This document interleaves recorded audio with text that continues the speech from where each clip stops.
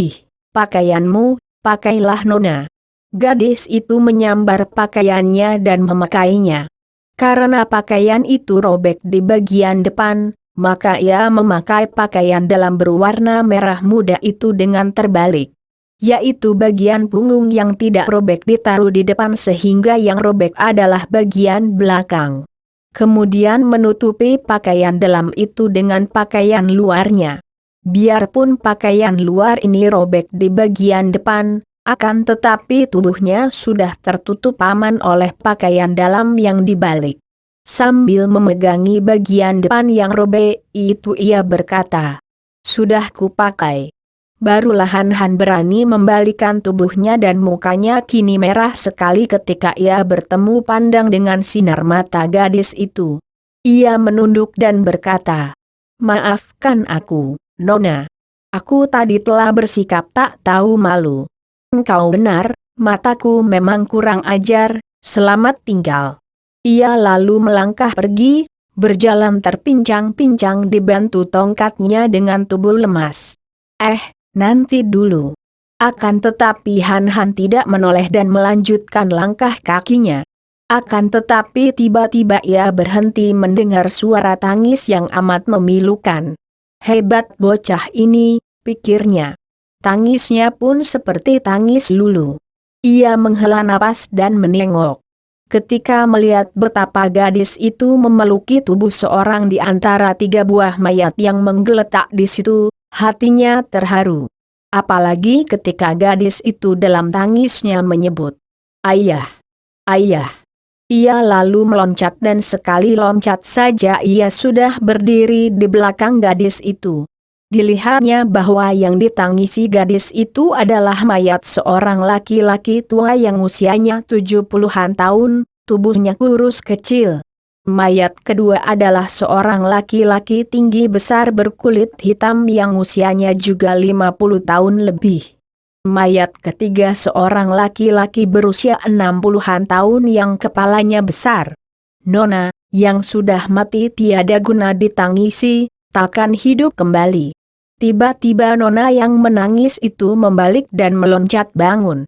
Agaknya ia kaget mendengar suara Han yang disangkanya sudah pergi itu, karena kedatangan Han sama sekali tidak diketahuinya. Ketika melihat bahwa yang menegurnya adalah pemuda pincang yang aneh itu, ia marah sekali. "Kau! Aku sudah tahu bahwa orang mati tidak akan hidup kembali. Akan tetapi aku menangisi kematian ayahku, apa sangkut pautnya denganmu? Kenapa kau melarang? Aku tidak meminjam air matamu untuk menangis. Kau benar-benar menjemukan." Tiba-tiba gadis itu menerjang maju, gerakannya ringan dan cepat sekali. Dan tahu-tahu jari telunjuknya sudah menotok jalan darah di dada Han. Pemuda ini kaget, bukan karena kecepatan gerak tangan gadis itu yang cukup mengagumkan hatinya, melainkan kaget karena melihat gadis itu marah-marah seperti itu. Dia tidak takut menerima totokan jari telunjuk ini. Akan tetapi kalau ia menutup jalan darah dan mempergunakan sinkang menerima totokan, tentu gadis itu akan merasa makin tersinggung. Di samping telunjuknya yang kecil runcing bisa patah tulangnya. Maka Han lalu miringkan tubuhnya mengelak.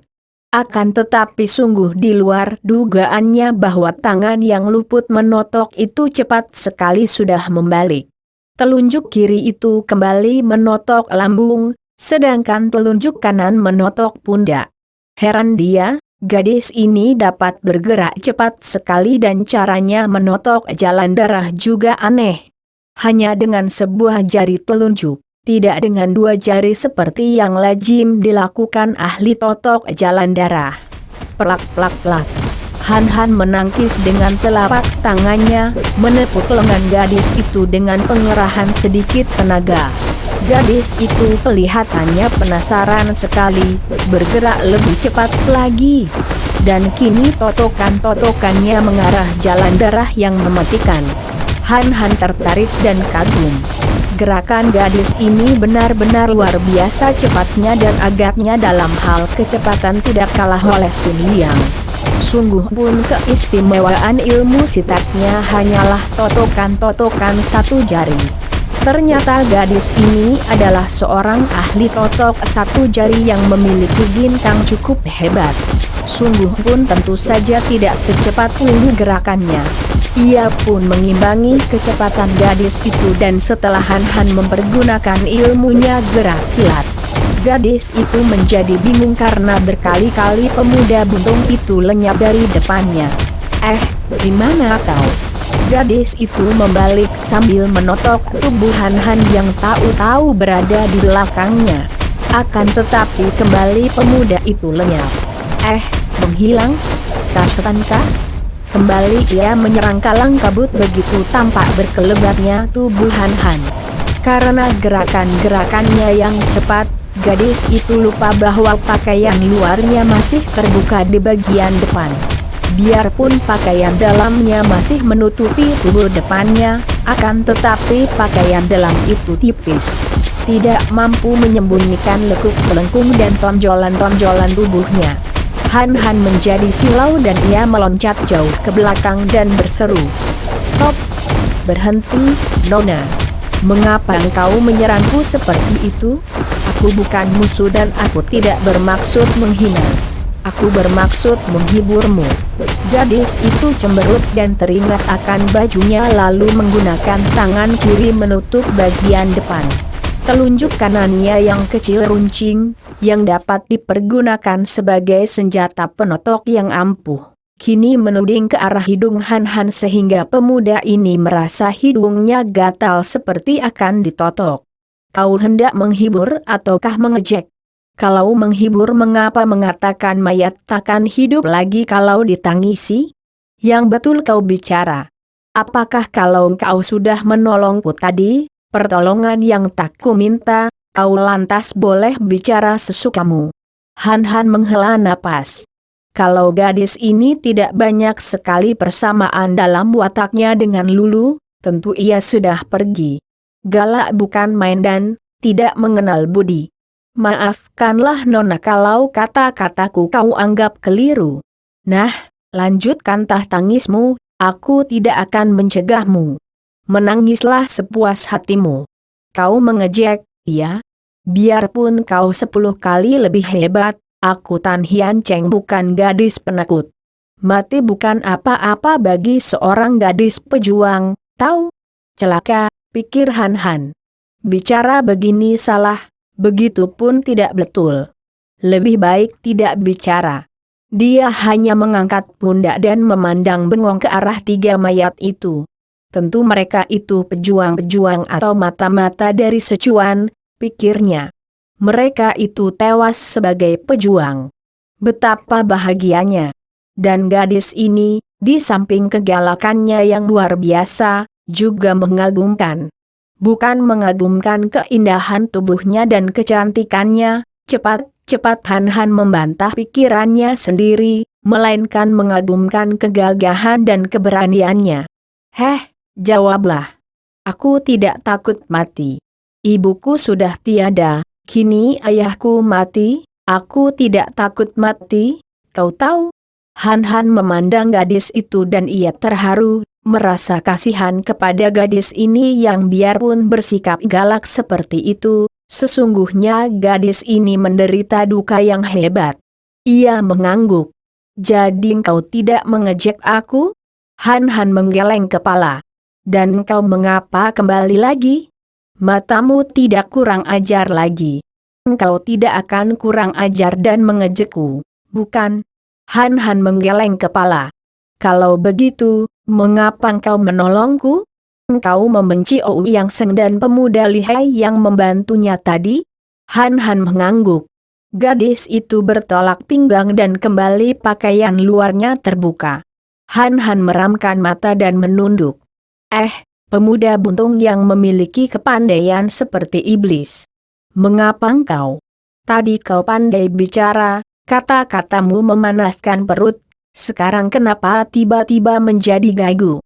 Han menarik napas panjang.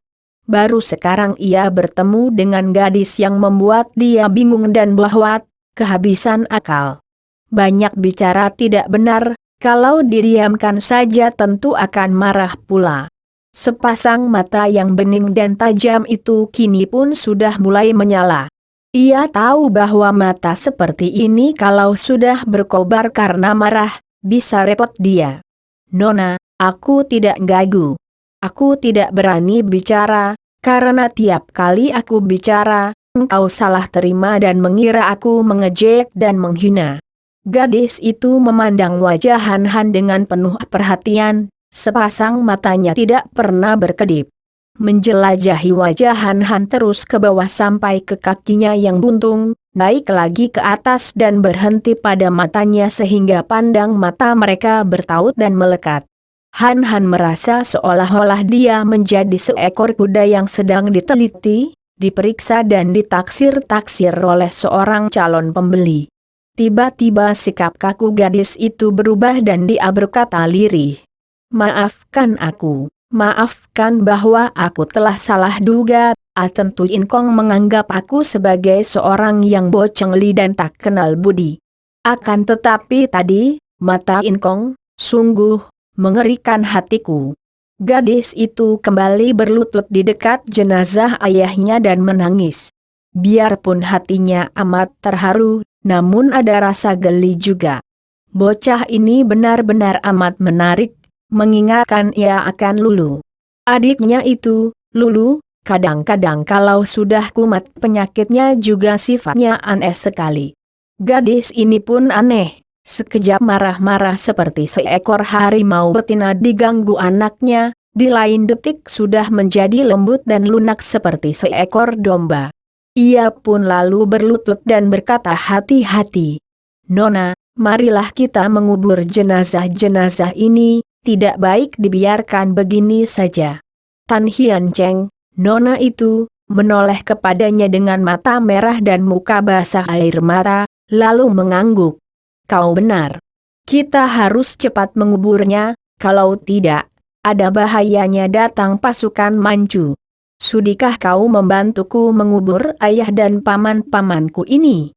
Han Han sebenarnya merasa geli. Dia yang mengusulkan untuk mengubur jenazah 3 orang itu, kini dia dimintai tolong membantu. Akan tetapi dengan wajah serius ia menjawab. Tentu saja. Marilah, Nona. Gadis itu kembali bengong terheran-heran ketika melihat betapa dengan tongkatnya, pemuda buntung itu menggali tanah dengan kecepatan yang luar biasa. Sehingga dalam waktu singkat 3 buah lubang yang cukup dalam telah digali berjajar di bawah pohon. Apa yang dilakukan pemuda buntung itu seperti main sulap saja dan diam-diam ia menjadi kagum bukan main. Selama hidupnya baru sekarang dia bertemu dengan seorang pemuda yang memiliki ilmu kepandaian sehebat ini. Seperti bukan manusia. 3 jenazah itu lalu dimasukkan lubang.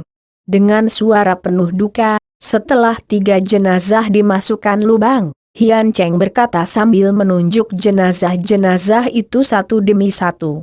Ini adalah ayahku, seorang pejuang kenamaan yang telah berjuang puluhan tahun namanya Tan Sen. Dan terkenal di dunia Kangou sebagai Cisin Mo, iblis sakti 1 jari. Han Han mengangguk-angguk. Nama ini pernah ia dengar dan kini mengertilah ia mengapa gadis ini amat pandai menggunakan 1 jari untuk menotok jalan darah di tubuh lawan. Dia itu adalah Paman Giam Ki, seorang pejuang sahabat baik ayah. Terkenal pula dengan julukan Ban Kin Hek Gu, kerbau hitam bertenaga selaksa kati.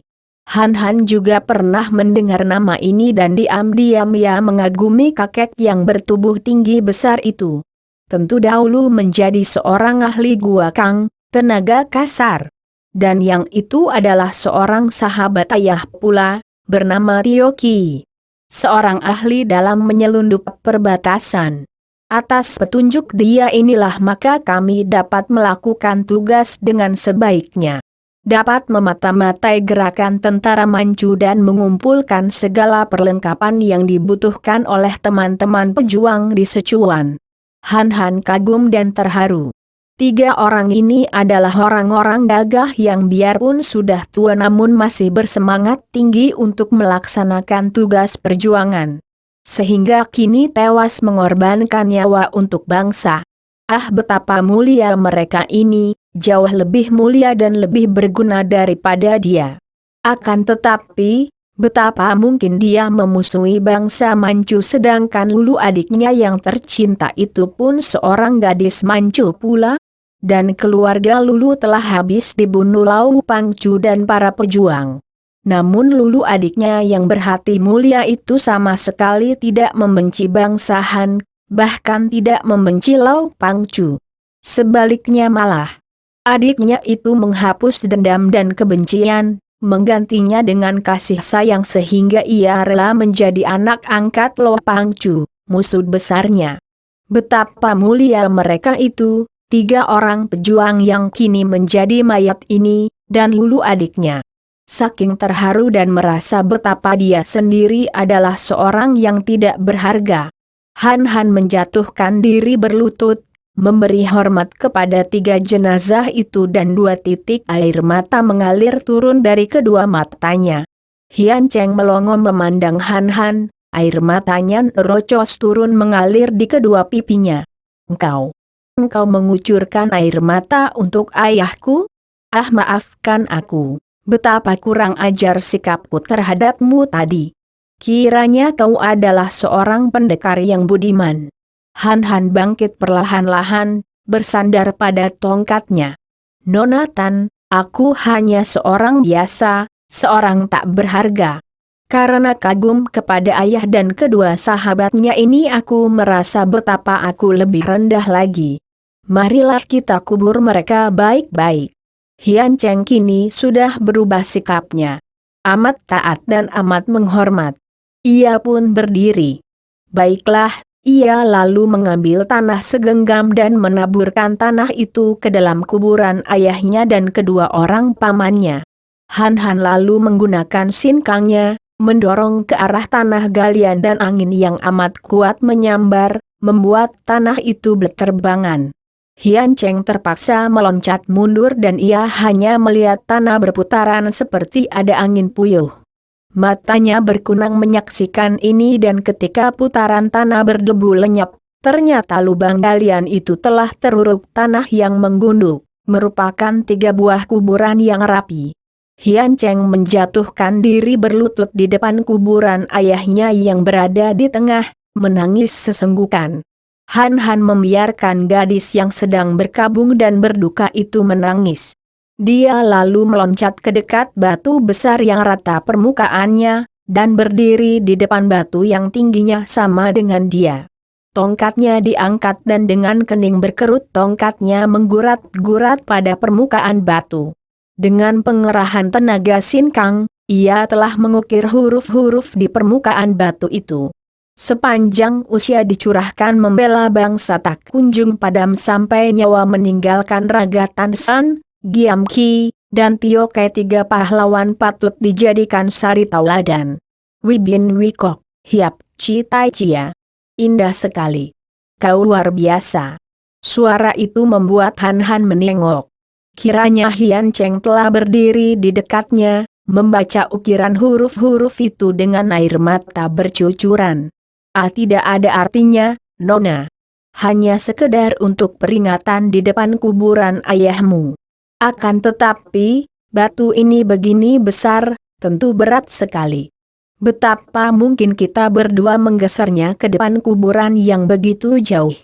Hian Cheng terbelalak.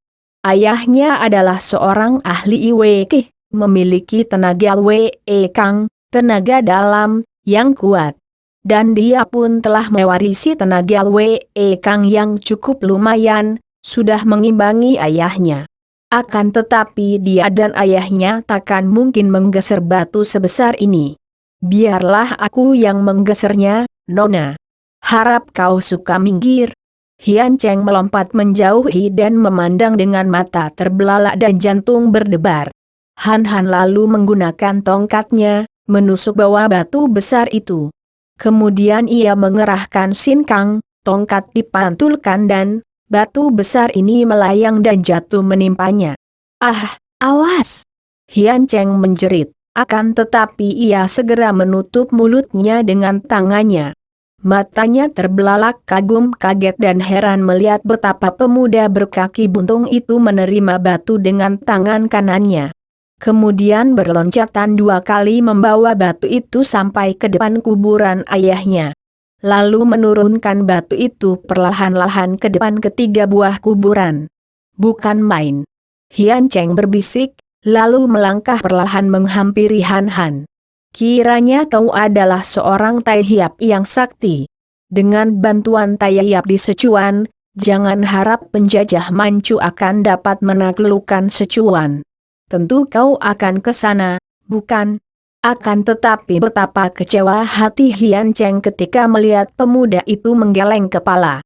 Han Han yang memandang wajah gadis melihat kekecewaan membayang di wajah yang cantik dan yang ia duga tentu biasanya cerah itu, cepat ia berkata. Tidak, Nona. Aku bukanlah seorang pejuang gagah perkasa dan mulia seperti ayahmu dan engkau. Aku hendak mencari adikku. Gadis itu menggeleng kepalanya. Sukar dapat dipercaya. Seorang gagah perkasa seperti Inkong, seorang yang memiliki kesaktian hebat, yang budiman tidak membantu perjuangan? Betapa mungkin, dan siapakah adikmu kalau aku boleh bertanya? Adikku bernama Lulu, sudah hampir 2 tahun lenyap. Sampai sekarang aku mencarinya tanpa hasil. Mendengar suara Han Han yang penuh duka, Hian Cheng menjadi kasihan. Yang terakhir kalinya engkau mendengar adikmu itu berada di mana? Di lembah Huang Ho, bersama Lau Pangcu. Lau Pangcu ketua Pelian Kaipang? Gadis itu bertanya kaget dan heran. Benar, dia diambil anak angkat oleh Lau Pangcu. Kalau adikmu itu anak angkat Lau Pangcu, tentu mudah dicari. Aku yakin bahwa kalau dia lenyap tak dapat kau temukan jejaknya. Dia pasti berada di daerah Sichuan. Semua pejuang akhirnya pergi ke sana, marilah kita ke Sichuan dan aku tanggung engkau akan dapat menemuinya di sana. Memang tadinya aku hendak mencari di sana, menyusul sahabat baik Kuan Sin Kiat. Wah, kau sahabat baik Hoa San Gi Hiap? Han Han mengangguk. Kami, yaitu aku, dia dan Nona Lau Sin Lian. Puteri Lau Pangcu, murid Xiao Lim Chit Kiam yang lihai. Gadis itu memotong lagi. Han Han mengangguk, girang bahwa nona pejuang ini ternyata mengenal semua tokoh pejuang. Kami berjanji akan bertemu di Sichuan. Sin Kiat lebih dulu, Nona Sin Lian hendak mengumpulkan sisa-sisa anggota Pelian Kaipang yang habis dibasmi oleh tentara Manchu di lembah Huang Ho. Lau Pangcu juga gugur dalam penyerbuan itu. Tiba-tiba terdengar derap banyak kuda dari jauh. Gadis itu cepat berkata. Mereka datang, Inkong, mari kita lari. Cepat. Gadis itu dalam ketegangannya agaknya lupa bahwa Han Han memiliki kepandaian hebat. Dia menyambar tangan Han Han dan diajaknya pemuda itu melarikan diri. Han Han maklum bahwa kalau pasukan Manchu yang besar jumlahnya tiba, tentu mereka berdua tidak akan mampu melawan. Dia sendiri akan dapat melarikan diri dengan gampang, akan tetapi belum tentu akan mudah bagi Hian Cheng untuk menyelamatkan diri.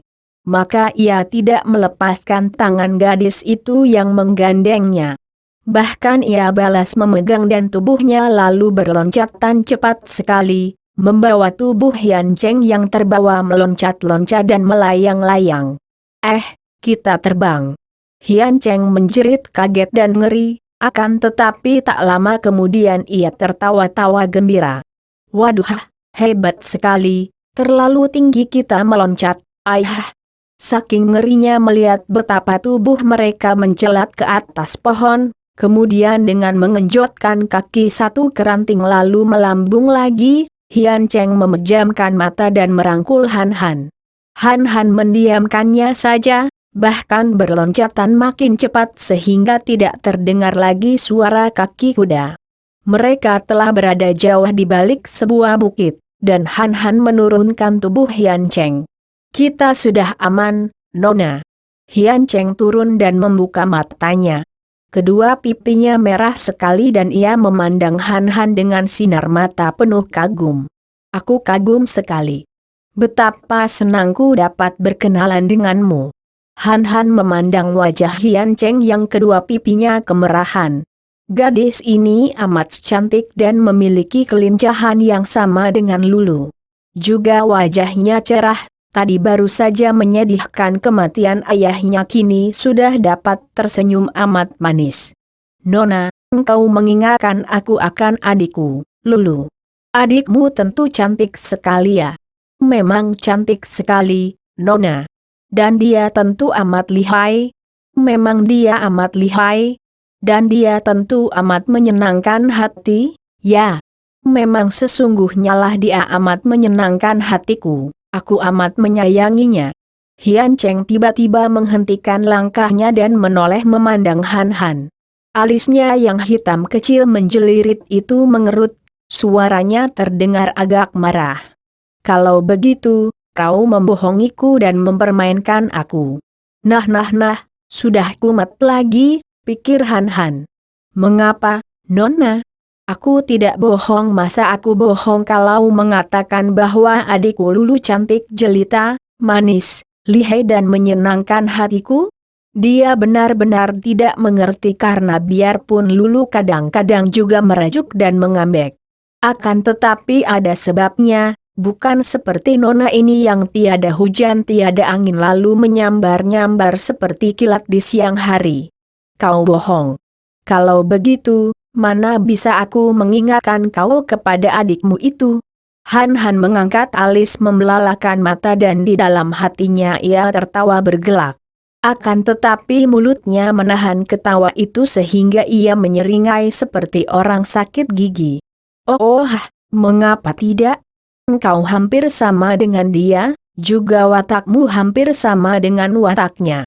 Akan tetapi dia cantik manis. Engkau juga, Han Han menutup mulutnya, khawatir disangka mengejek lagi. Akan tetapi melihat kini gadis itu menahan senyum dan kelihatan gembira karena wajahnya berseri, ia melanjutkan. "Dan engkau pun lihai dan menarik, menyenangkan hati." Dengan muka berseri girang Hian Cheng berkata, suaranya penuh semangat. "Aku akan mencari adikmu sampai dapat. Percayalah, kalau memang benar dia berada di daerah Sichuan, aku pasti akan dapat menemukannya. Setelah Paman Tio Kai meninggal dunia, akulah satu-satunya orang yang paling mengenal keadaan daerah Sichuan. Sudah kujelajahi semua daerah karena hal ini amat penting bagi tugasku sebagai penyelidik. Kita sekarang harus berhati-hati. Lembah di depan itu disebut lembah neraka oleh kaum pejuang karena di situ musuh melakukan penjagaan yang sangat ketat." Dari tempat yang agak tinggi itu Han Han memandang tajam ke depan. Akan tetapi kelihatannya sunyi saja. Gadis itu mengangguk. Itulah bahayanya.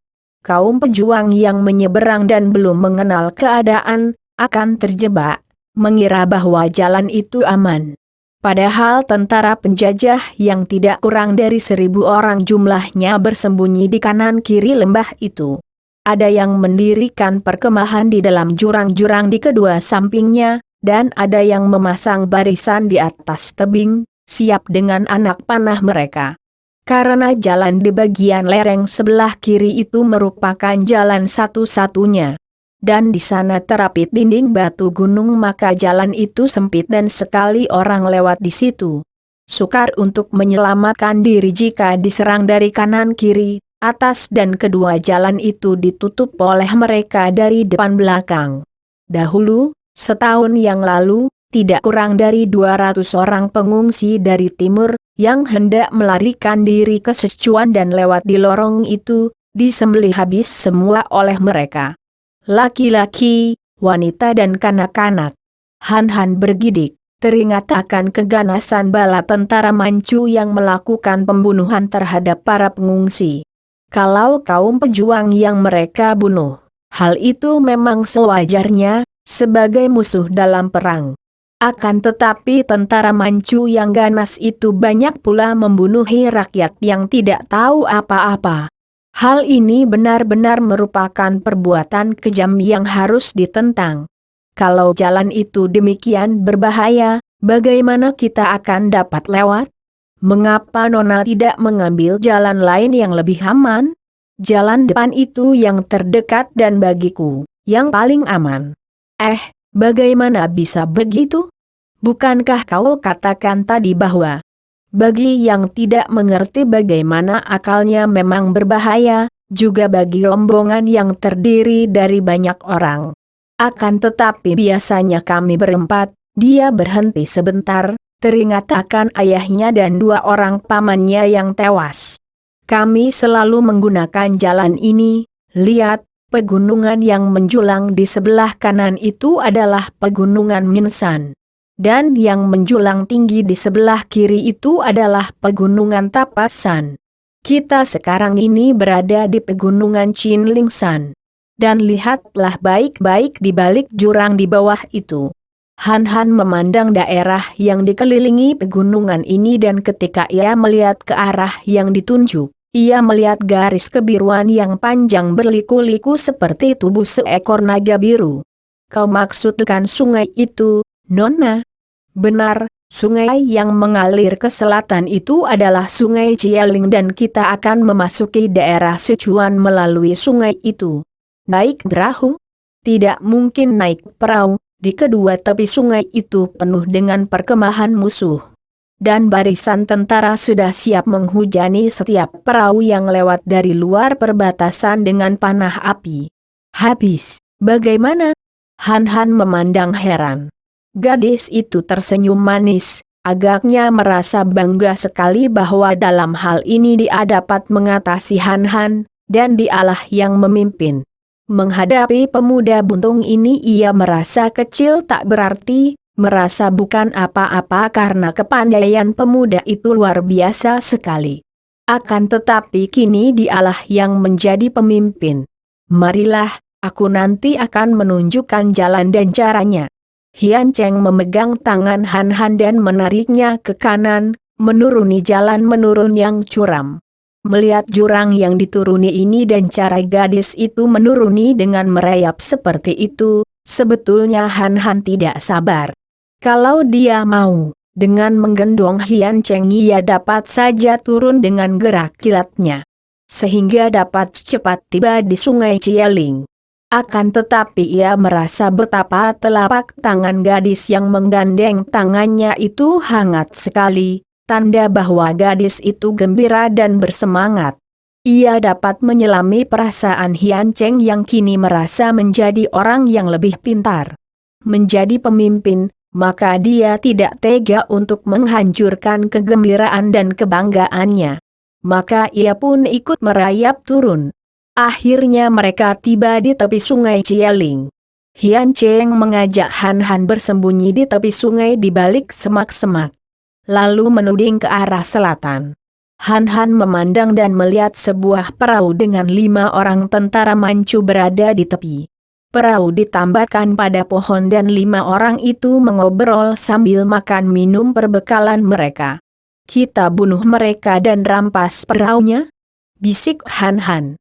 Hian Cheng menggeleng kepala dan mendekatkan mulutnya di telinga pemuda itu, berbisik. Jangan. Kalau kita bunuh dan akhirnya diketahui, penyeberangan perbatasan menjadi sulit. Dan perahu itu pun tidak ada gunanya bagi kita. Akan tetapi Han Han hampir tidak dapat menangkap arti ucapan gadis itu karena merasa betapa bibir itu bergerak-gerak menyentuh daun telinga.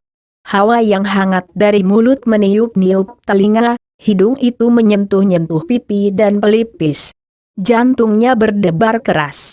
Selama hidupnya Han Han belum pernah berdekatan dengan wanita seperti sekarang ini. Dahulu pernah dia mengalami hal luar biasa dengan Lulu ketika berada di Pulau Es. Hal yang sampai sekarang kalau ia ingat membuat ia menjadi merah mukanya.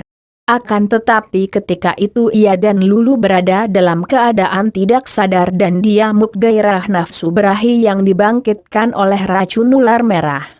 Mereka dulu keracunan dan masih dapat melawan sehingga mereka berdua terhindar dari perbuatan yang akan membuatnya menyesal selama hidupnya.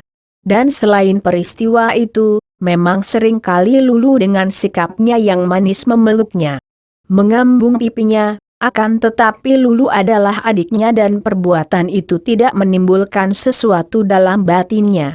Kemudian, pernah pula berdekapan dengan Kim Chu, akan tetapi, hal itu pun dia lakukan ketika ia diamu kedukaan karena kakinya buntung.